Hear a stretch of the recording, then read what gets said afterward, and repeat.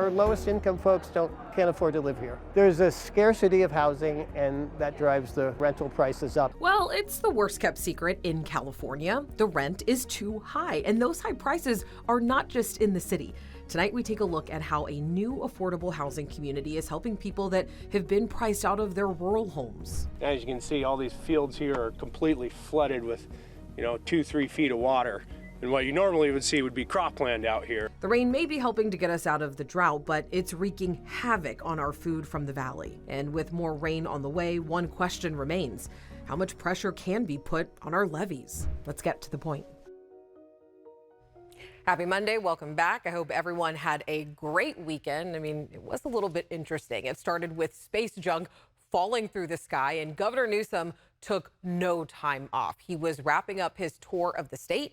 He announced a lot of new ideas to address homelessness and affordable housing, perhaps our favorite talking point here in California. So if you do care about housing and your taxes, the next 6 minutes or so are for you. So we're heading to Nevada City to the site of new affordable housing. But first, the governor made some big announcements over the weekend.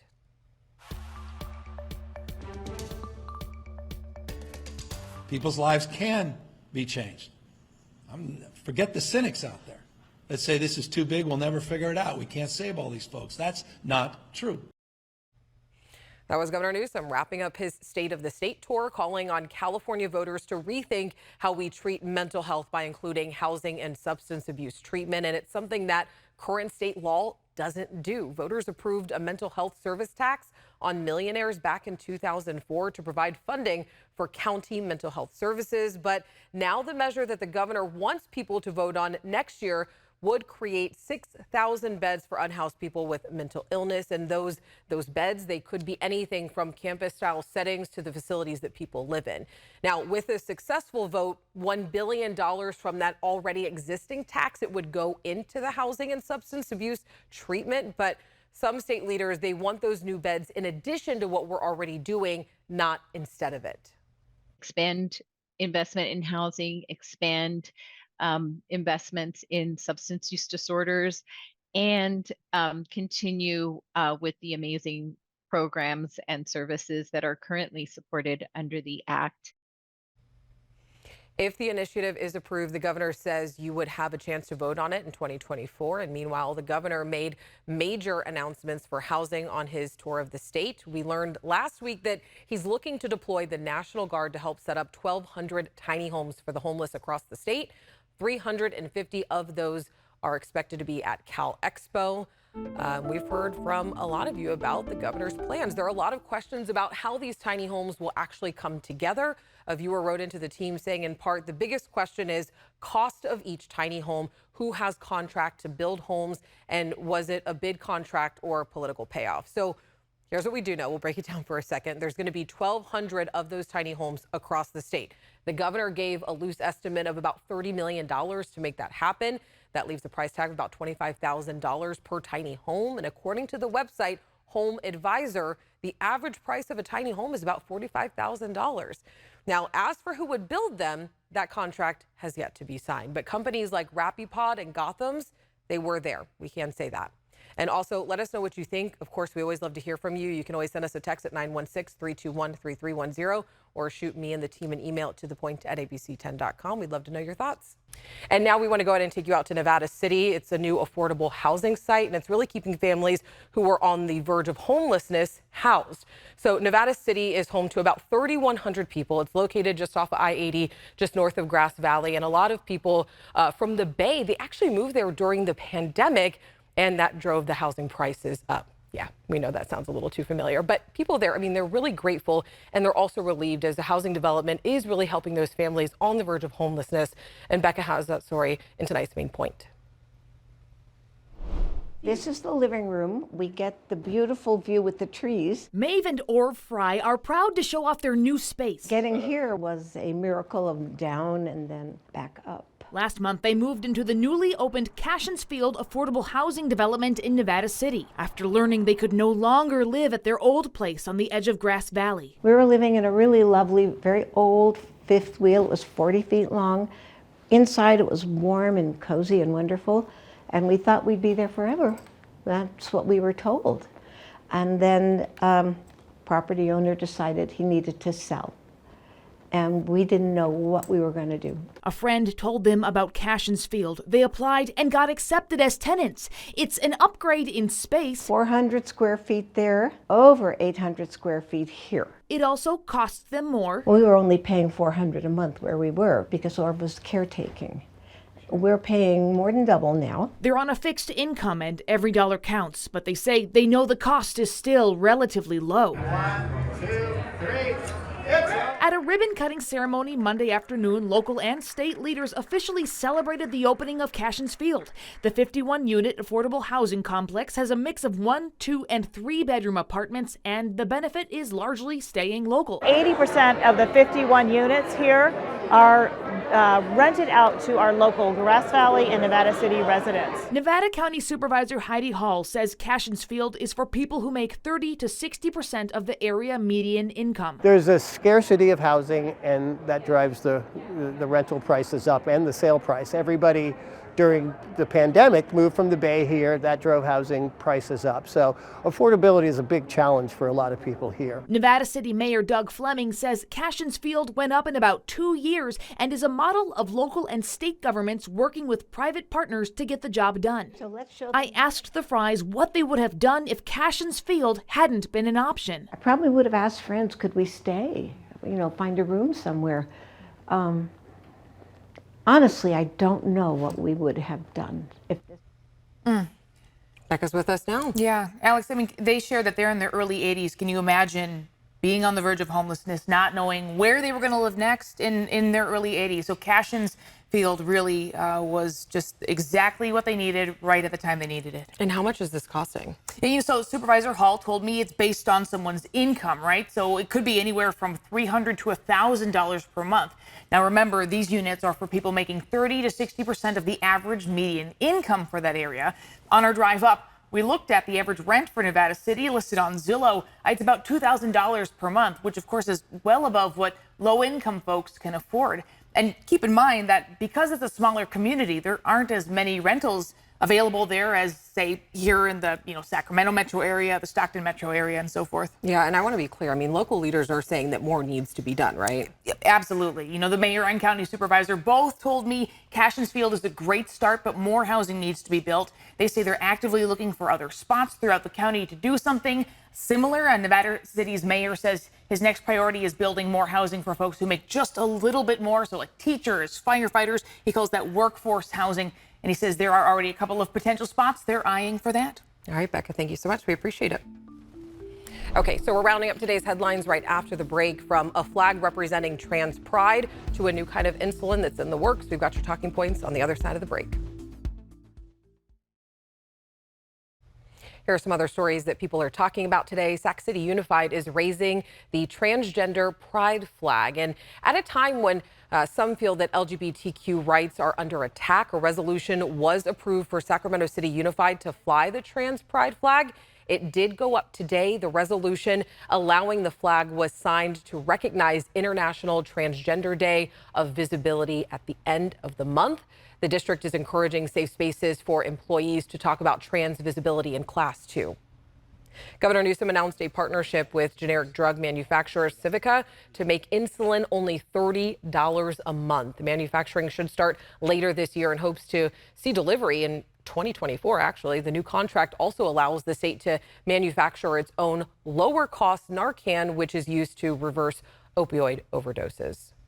And we just had to show you this again. Take a look at your screen right now. It's not from a sci-fi movie, but in case you missed it, space junk was re-entering the atmosphere, and it made for a beautiful, slightly terrifying show, I guess you could say. The International Space Station had some tools from 2009 to 2020 that were just no longer needed, and that junk spent 3 years in orbit before returning to Earth on this track over Northern California. That is crazy. All right. After the break, flooding has caused millions of dollars of damage for farmers in the Central Valley, how it could cause a ripple effect in our food supply. Farmers in the Central Valley are struggling to save their herds and crops after weeks of rain sent water raging into farmlands. And our Luke Cleary found that the situation, it could cost millions for farmers across the state, including the flooded farms in Tulare County, which you're about to see. Much of Central California is unrecognizable. Acres of farmland stand entirely submerged in floodwater. Many roads closed, rivers and streams overflowing. As you can see, all these fields here are completely flooded with, 2-3 feet of water. And what you normally would see would be cropland out here. And Tulare farm owner Brandon Dykstra says between him and his neighbors, there are thousands upon thousands of acres flooded. Been this way for days, and all these crops are probably going to be 100% destroyed. In a normal year, various crops would be ready for harvesting, but almond and pistachio trees are drowning in 3 to 4 feet of water, and he believes the damage could have a ripple effect on the food supply well beyond California. Crop losses, my personal opinion, is between hundreds of millions to $1 billion+ dollars. Could take several days to get them all out of here. Meanwhile, a nearby dairy farmer is fighting to keep his 8,000 cows safe from the floodwater, using bulldozers and heavy machinery to divert river water away, hoping to avoid a costly evacuation. Right here is the water, and if this water crosses over this levee and gets inside the facility, we won't be able to get it out, and it'll start encroaching on where these animals are housed, and we'll have to be looking at an evacuation, because if the water gets in, there's not going to be any way to feed our cows or keep them safe and dry.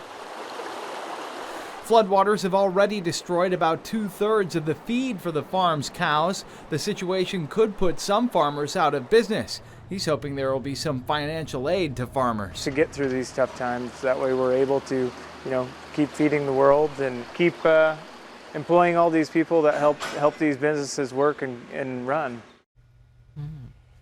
Farms are flooding in the valley. Meanwhile, people in the mountains, they're still seeing feet of snow. I think, and what's surprising too, I don't know that a lot of people know this, but dairy is one of the largest agriculture industries in California, and we're the #1 in the country. You would think Wisconsin. In the country? In the country. Oh, I did not know that. I know. People love their cheese. So, oh, yeah. All right, we still have flooding concerns though. Flood warning out for parts of the Central Valley. That includes the San Joaquin River and the Merced River until further notice. We're at danger stage and flood stage. It's not expected to go below that for a couple of days here. And now we're putting on more rain into the forecast. Flood watch in effect for the central and southern part of the state because of rainfall and runoff. So the flood concerns remain even days after the rain leaves. And that's because of the runoff that continues to move in from the higher elevations. Here comes our next storm system out in the Pacific. What we're going to find is a new winter weather concern, even though we're officially into spring. Winter weather advisory goes into place early tomorrow morning and continues through Wednesday with wind gusts up to about 50 miles per hour. Some of our ABC 10 weather force checking in with their numbers for today. In Blairsden, Jim saying it's nice to get a dry day after feet of snow. Our high 44 degrees there in Sierra City at 50 as we travel our way southward here. Donner Lake at 37 this afternoon, and again a dry day. Feet of snow still at Donner Lake. Applegate 58 in Placerville. Rick hitting a high of 60, and in Somerset, Gina hit a high of 59. Chance of thunderstorms mainly for the mother lode for tomorrow, parts of the Tahoe Basin and the San Joaquin Valley. This weather system that's going to be moving in, you can really see it depicted here, is going to be just off the coast and then sliding its way southward. With it, it's going to bring the gusty winds through tomorrow with wind gusts at about 30 to 35 miles per hour. There's that low pressure system very evident just off the coast. And then as it slides its way southward here, we're going to lose the winds on Wednesday, but we'll hang on to the showers. Tomorrow morning's commute, it's going to be a wet one for the valley. Snow will pick up throughout the morning in the Sierra. We get a little break for the afternoon, but that chance of thunderstorms for the San Joaquin Valley will remain through the afternoon and early evening. Wednesday, we get the wraparound showers, much less intense and widespread, but again, it will still be a showery day for us. Our total snowfall, about 1 inch to 12 inches for the Sierra, and for the valley, we'll pick up close to about a ½ inch to 1 inch of rain coming in from just this weather system alone. Highs in the 30s tomorrow for the Sierra. We're in the 40s and 50s down low. 50s along the coast, and as we travel inland, again, it's going to be a rainy Tuesday for us with highs in the 50s. Chilly as well. That puts us nearly 10 degrees below average. It's on and off snow showers for the Sierra. The heaviest day is going to be Tuesday with just lingering impacts into our weekend forecast. But for the valley, we're going to clear things out by the time we get into the first weekend of spring with highs near 60. And the rain, flooding, and levee breaks this year have been a very harsh reminder that even as we suffer longer and more severe droughts, we are still prone to incredible wet periods. And our Brendan Minchef shows us why managing that water requires a never-ending commitment. It has many, many, many miles, thousands of miles of rural levees, right? So what happens is in the time intervening, right, between the big flood events when our levee systems are tested, those levees, they exist in an ecosystem, right? There's rodents burrowing into them. There's roots, growing into them. There's, small amounts of erosion into the levee prism itself. And over time, those kinds of accumulations of natural activities can actually compromise the strength and the structural integrity of earth and levees. I don't think you would be hard-pressed to find anybody in the state of California who would say we have enough money to maintain our levee systems, or that the local agencies that are responsible for the maintenance of those levee systems are adequately resourced. They're not. In times of wet, it's easy to forget just how dry things can get here. And in times of drought, it's easy to forget about California's history of flooding.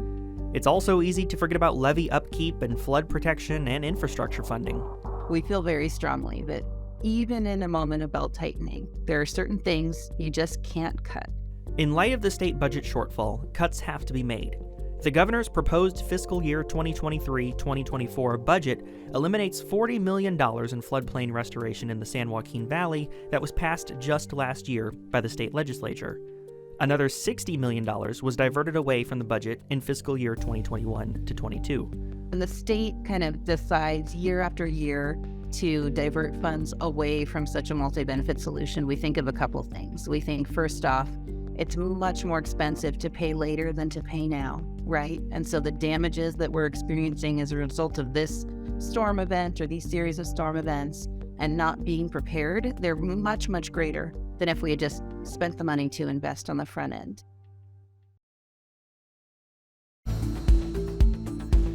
There's someone really special in our community that we want you to meet tonight, a real estate agent that's hitting the airwaves to help you and future generations be better off financially. Because buying a home, it can be a dream, like literally a dream that is years in the making. But our Mark S. Allen shows us that Agent Key is making home ownership a reality.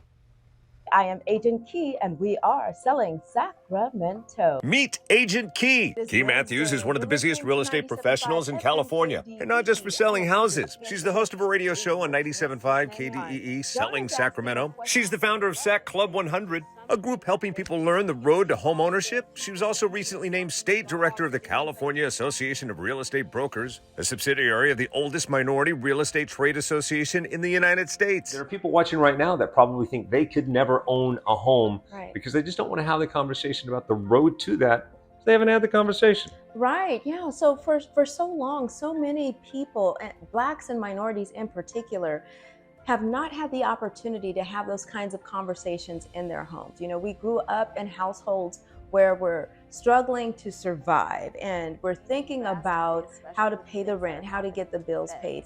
And so for a lot of people, having a conversation about home ownership was just not something that came up. What I love about you, there's so much joy in your face, and the joy specifically comes out when you're talking about how much help you've given to other people and success stories of helping people achieve the dream. It does. How does it bring you joy? Well, there's this saying that says if you're doing what you're passionate about, you never have to work a day in your life. And I really believe that to be true. I've been in real estate for 19 years. I've been a broker for 8. And I can truly say that I've never had to work a day in my life. All right, coming up tomorrow on To The Point, the first black church on the West Coast was built right here in Sacramento. The church helped create many civil rights laws, and now the great-great-grandson of the founder of the church wants his great-great-grandfather to be included in California's history books. Yeah, who's going to see that? The church. The church that Daniel Blue started in 1850. How did I not know his name? Like I said, why wasn't he in the history book? As St. Andrew's congregation grew, the church began anti-slavery and social activism. In Daniel Blue pushed some of the first civil rights legislation through California. The first two agendas on their docket were the right to vote and the right to testify in court. Daniel Blue was Pastor Robinson's great-great-great-grandfather and the founder of the first black church on the Pacific Coast. He wanted equity for all people. He loved God and he loved people. Catch the full story right here tomorrow on To The Point at 6:30. Have a great Monday night.